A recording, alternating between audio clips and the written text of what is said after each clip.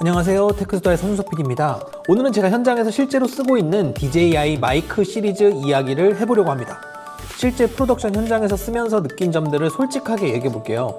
마이크 2, 마이크 3 순서로 제가 직접 쓰면서 느낀 점들을 짚고 오늘의 메인 제품이죠. 이번에 새로 나온 DJI 마이크 미니 2까지 이어서 리뷰를 해보겠습니다. 저한테 DJI 마이크 시리즈의 시작은 요 마이크 2입니다. 처음에는 이 작은 마이크가 32비트 플롯 녹음이 된다고 해서 관심은 갖고 있었는데 사실 그때 바로 지르진 않았습니다. 근데 어느 날 촬영 현장에서 출연자분이 대뜸 이런 말씀을 하시는 거예요. 우리 유튜브 티를 좀 내려면 여기 또 다는 그 마이크 이거 사야 되는 거 아니에요? 농담 반 진담 반으로 하신 말씀인데 저도 듣자마자 바로 동의했습니다. 당시에는 뭔가 유튜브 컨텐츠를 한다 그러면 다 요 DJI 마이크 2를 쓰긴 했거든요. 그 말을 듣자마자 바로 질러버린 거죠. 물론 그 마이크 2 구매를 결정하게 된 실용적인 이유도 분명히 있었습니다. DJI 전에는 다른 브랜드의 무선 마이크를 쓰고 있었는데 소리가 갑자기 크게 들어오면 그냥 음성이 통째로 날아가 버리는 클리핑 현상이 자꾸 생기는 거예요. 정말 스트레스가 장난이 아닙니다. 나중에 편집할 때 멘붕이 오죠. 마이크 2는 32비트 플롯 내부 녹음 덕분에 그런 걱정은 없었어요. 이거 하나만으로도 구매 이유는 충분했습니다. 마이크 2 쓰고 나서부터는 클리핑 걱정에서 완전히 해방됐거든요. 그런데 솔직히 말씀드리면 마이크 2는 프로덕션 현장에서 호불호가 좀 있는 제품이에요. 지금 저도 마이크 2를 끼고 있는데요. 이걸 출연자 옷깃에 달아놓으면 너무 눈에 띕니다. 특히 여기 앞에 DJI 로고가 크게 박혀 있는 게 가장 큰 허들입니다. 광고 촬영 현장 같은 데서는 이게 프레임에 잡히면 안 되잖아요. 결국 마이크를 숨겨야 하는 촬영에서는 어쩔 수 없이 레거시 장비를 꺼내게 되더라고요. 어떤 감독님들은 이걸 유성 매직으로 지우시는 분들도 있고 뭐 검정 테이프로 붙여 쓰시는 분들도 있는데 그래도 광고에선 쓰기가 어렵습니다. 크기 때문에 너무 거슬리거든요. 제가 또 소니의 이 무선 마이크를 못 버리는 이유가 바로 이겁니다. 프로덕션 현장에서 가장 많이 쓰는 제품인데 얘는 라발리에 마이크가 기본으로 내장이 돼 있어요. 물론 마이크 2에도 3.5파이 단자가 있어서 라발리에 마이크를 연결할 수는 있습니다. 근데 그거 쓰려면 라발리에 마이크를 따로 사야 하니까 그럴 거면 그냥 소니 무선 마이크를 꺼내게 되더라고요. 현장에서의 현실이 그렇습니다. 그러다가 마이크 3 출시 소식을 듣게 됩니다. 마이크 3는 마이크 2에서 가장 아쉬웠던 크기와 무게를 절반 크기로 줄였습니다. 그러면서도 32비트 플롯 녹음은 그대로 살아있고 내부 저장 용량은 8GB에서 32GB로 대폭 늘어났습니다. 그리고 제가 개인적으로 마이크 3에서 제일 중요하게 봤던 포인트는 4채널 연결이었어요. 수신기 한 대에 마이크를 최대 4대까지 붙일 수 있고 뭐 스펙상으로는 4대의 마이크를 8대의 수신기에 연결하는 구성까지 가능하다고 합니다. 저는 마이크 2대 그리고 수신기 한 대 세트라서 직접 최대 구성을 테스트해보진 못했는데 실제로 촬영 현장에서 마이크 3를 6대까지 동시에 운영하는 현장을 경험한 적은 있어요. 뭐 다인원 인터뷰나 대담 형식의 촬영에서는 진짜 강력한 무기가 됩니다. 자, 그런데요. 이 마이크 3가 장점만 있는 건 또 아니었습니다. 마이크 2에 있던 3.5파이 단자가 빠져버렸거든요.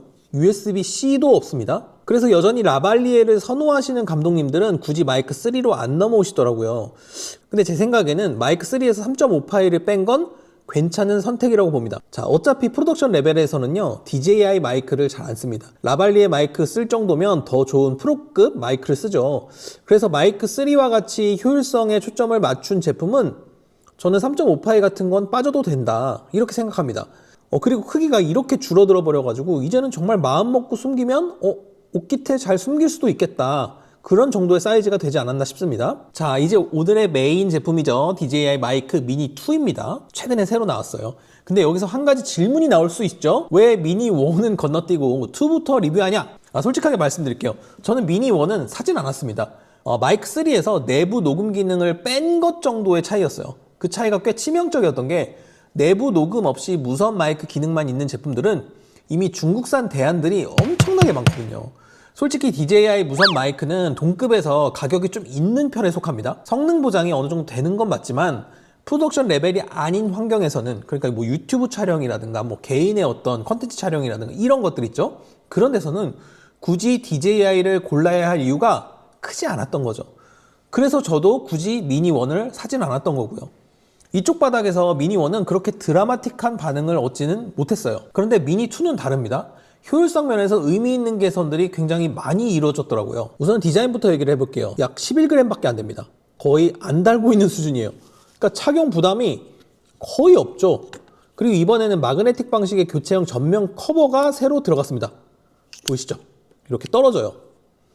기본으로는 요 검정색하고 요 흰색 두 가지가 제공되고 기본적으로 8가지가 추가로 제공이 되는 겁니다. 자, 그러면 출연자의 의상에 따라서 색을 바꿔서 커버를 맞출 수 있는 거예요. 기존의 마이크가 시선 강탈을 하던 걸 조금은 피할 수 있지 않을까 싶습니다. 그리고 이런 식의 자석 커버라면 왠지 서드파트 제품들이 많이 나올 수 있겠다는 생각이 들더라고요. 이 DJI 로고 때문에 일부에선 이 마이크를 안 쓰거나 이걸 일부러 지워서 쓴다고 말씀을 드렸잖아요. 지금 공식으로 나오는 커버들에는 DJI 로고가 다 그대로 들어가 있는데 혹시 모르죠. 서드파티로 나오는 커버에는 로고가 없는 것도 분명히 나오지 않을까 싶습니다. 그러면 기존의 이 로고 때문에 못 썼던 현장들도 사용이 가능할 수 있는 거죠. 아마도 알리익스프레스에서 조만간 찾아볼 수 있지 않을까 싶습니다. 나오면 저도 바로 하나 사둬야겠어요. 그리고 이 미니가 나오면서 추가로 윈드스크린도 다양한 색깔이 추가가 됐어요.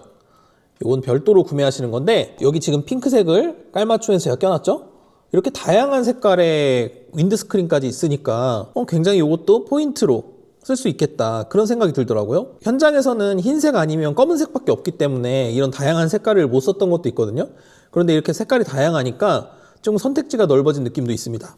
착용 방식도 마그네틱 부착 방식과 백클립을 모두 지원하는데 백클립이요 이렇게 분리하고 이렇게 어느 방향으로든 다 맞습니다. 그래서 마이크 각도를 자유롭게 조절할 수 있는 거죠. 이렇게 옆으로 끼워도 이 마이크 부분을 입쪽으로 향하게 할 수 있고 똑바로 이렇게 끼울 수도 있고요. 그리고 여전히 자석도 별도로 제공을 해요. 엄청나게 강력한 자석이거든요.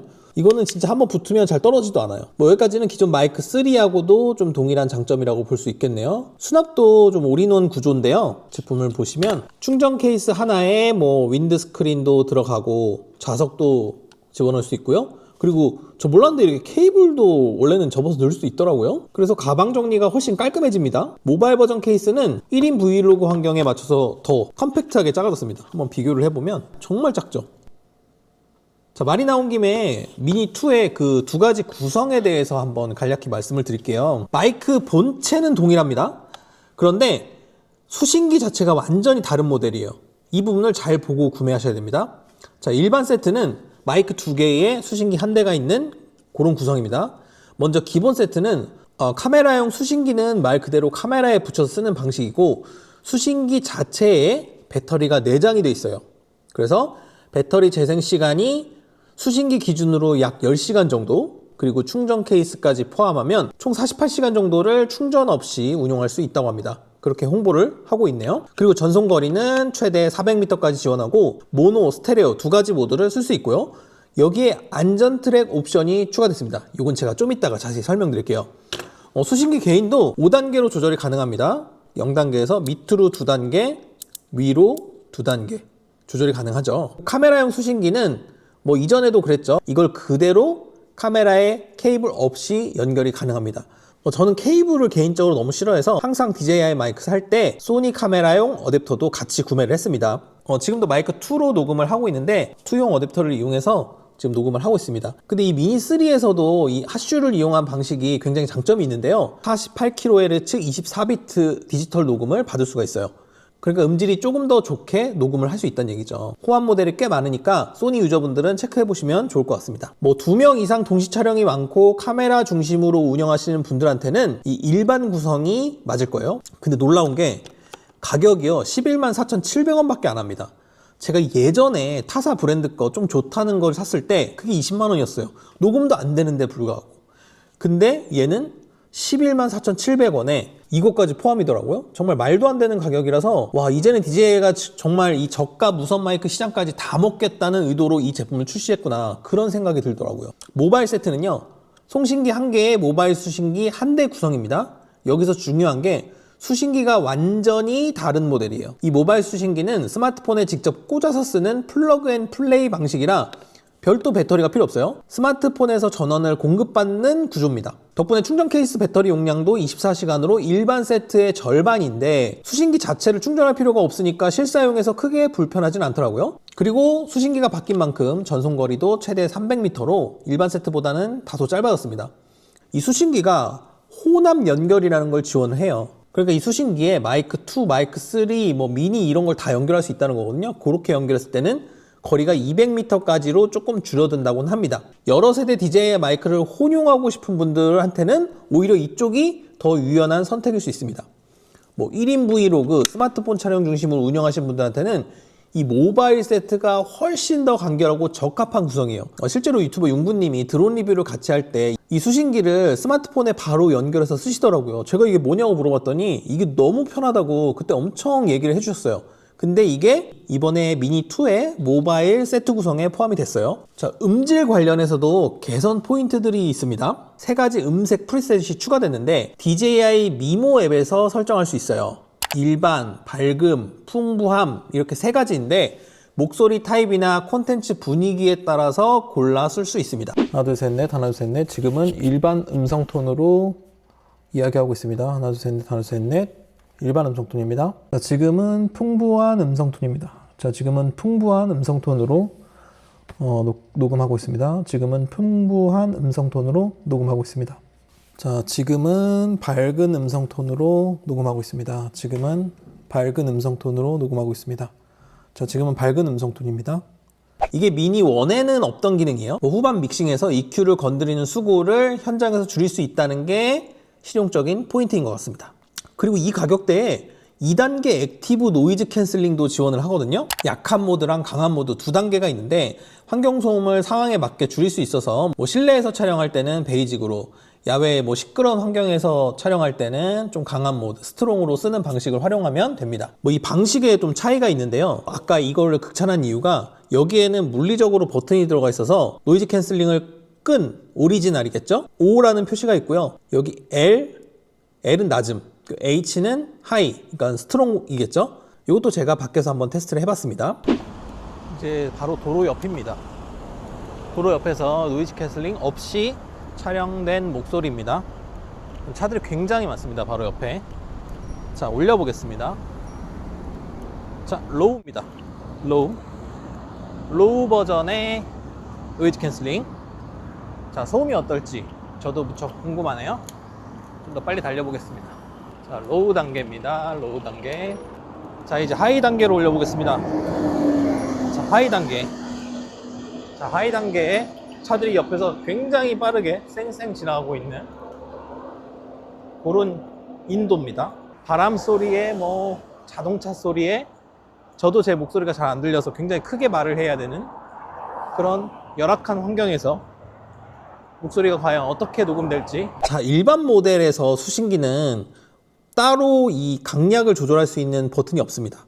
단순하게 이 전원 버튼을 2번 누르면 노이즈 캔슬링이 꺼졌다 켜졌다 하는 건데, 그래서 무조건 사전에 이 노이즈 캔슬링을 쓸 것 같으면 앱을 접속을 해서 미리